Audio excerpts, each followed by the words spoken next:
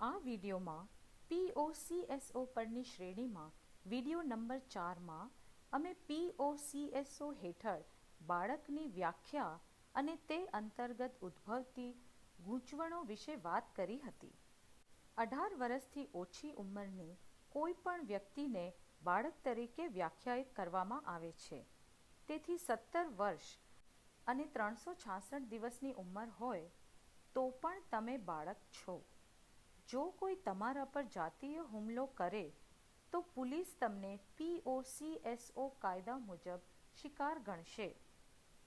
આમાં સમસ્યા એ છે કે તે કિશોરાવસ્થાની લૈંગિકતાની સમગ્ર ઘટનાને ધ્યાનમાં લેતી નથી.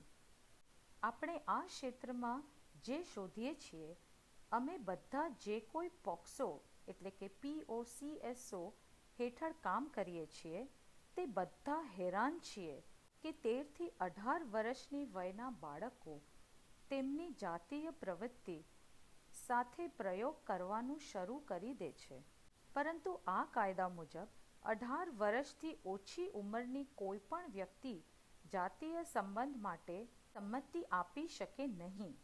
તેથી જો તમારી ઉંમર 18 વર્ષથી વધુ હોય અને તમે 18 વર્ષથી ઓછી ઉંમરના બાળક સાથે કોઈ જાતીય સંપર્ક અથવા જાતીય સતામણી અથવા પેનિટ્રેટિવ સેક્સ કરો છો તો તમે પોક્સો હેઠળના ગુના માટે દોષિત છો અને જો તે સાબિત થાય તો તમે જેલમાં જશો, કારણ કે તે માટે ફરજિયાત સજા છે.